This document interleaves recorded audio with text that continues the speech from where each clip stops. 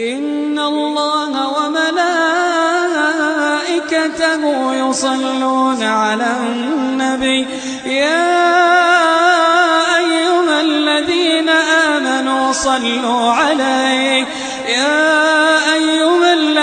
آمنوا صلوا عليه وسلموا تسليما. You may have heard about the Quran's idea of paradise being 72 virgins, and I promise I will come back to those virgins. But in fact, here in the Northwest, we're living very close to the real Quranic idea of paradise, defined 36 times as gardens watered by running streams. Since I live in a houseboat on the running stream of Lake Union, this makes perfect sense to me. But the thing is, how come it's news to most people?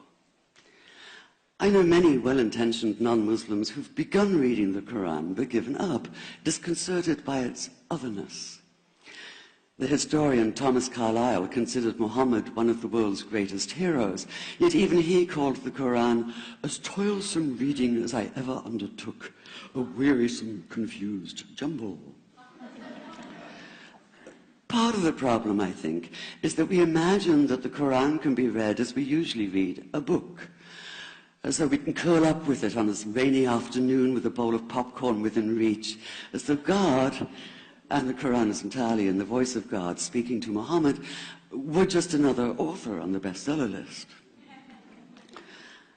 Yet the fact that so few people do actually read the Quran is precisely why it's so easy to quote, that is, to misquote.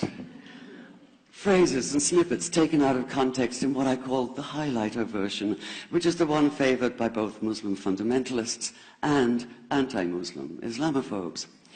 So this past spring, as I was gearing up to begin writing a biography of Muhammad, I realized I needed to read the Quran properly as I could, that is. My Arabic's reduced by now to wielding a dictionary, so I took 4 well-known translations and decided to read them side by side, verse by verse, along with a transliteration and the original 7th century Arabic. Now, I did have an advantage. My last book was about the story behind the Shia-Sunni split, and for that I'd worked closely with the earliest Islamic histories, so I knew the events to which the Quran constantly refers, its frame of reference.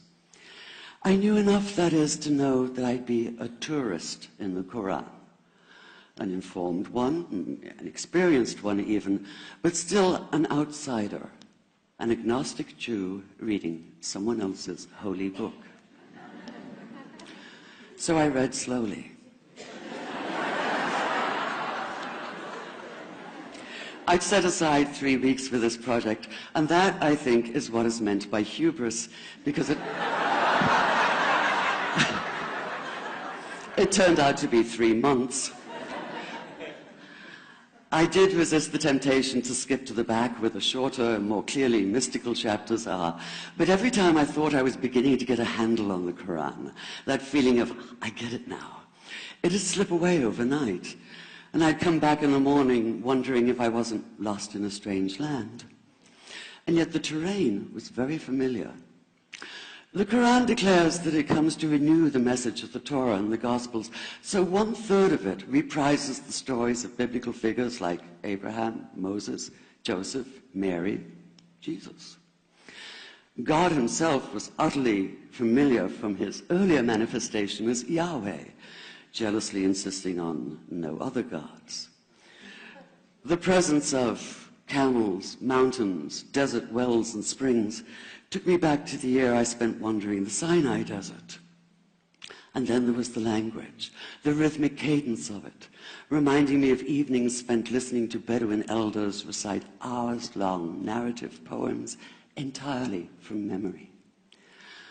And I began to grasp why it's said that the Quran is really the Quran, only in Arabic. Take the Fatiha, the 7-verse opening chapter that is the Lord's Prayer and the Shema Israel of Islam combined. It's just 29 words in Arabic, but anywhere from 65 to 72 in translation. And yet the more you add, the more seems to go missing. The Arabic has an incantatory, almost hypnotic quality that begs to be heard rather than read, felt more than analyzed. It wants to be chanted out loud, to sound its music in the ear and on the tongue. So the Quran in English is a kind of shadow of itself, or as Arthur Arbery called his version, an interpretation. But all is not lost in translation. As the Quran promises, patience is rewarded, and there are many surprises.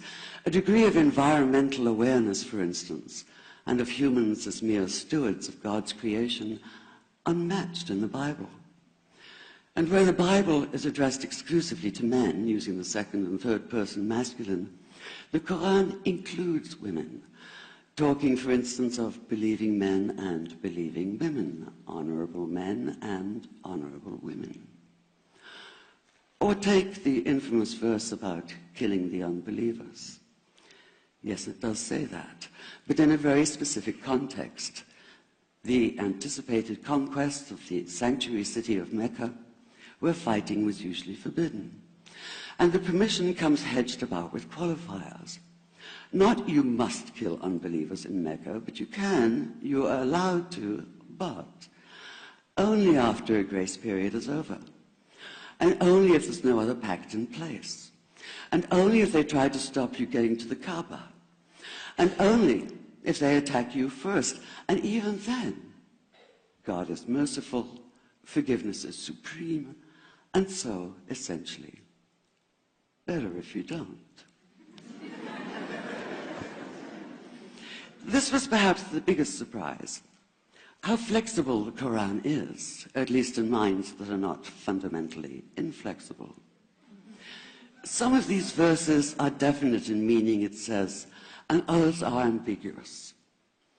The perverse at heart will seek out the ambiguities, trying to create discord by pinning down meanings of their own. Only God knows the true meaning. The phrase, God is subtle, appears again and again. And indeed, the whole of the Quran is far more subtle than most of us have been led to believe, as in, for instance, that little matter of virgins and paradise. Old-fashioned Orientalism comes into play here.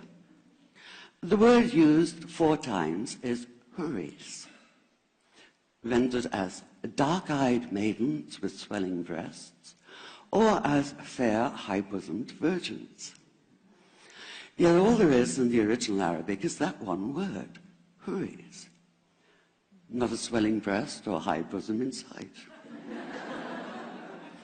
Now, this may be a way of saying pure beings, like in angels, or it may be like the Greek kos or kore, an eternal youth.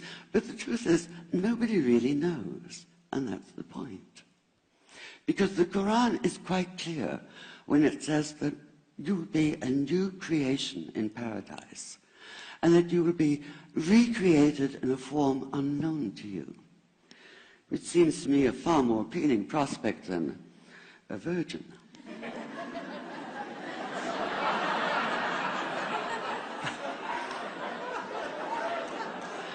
And that number 72 never appears. There are no 72 virgins in the Quran. That idea only came into being 300 years later, and most Islamic scholars see it as the equivalent of people with wings sitting on clouds and strumming harps. Paradise is quite the opposite. It's not virginity, it's fecundity, it's plenty, it's gardens watered by running streams.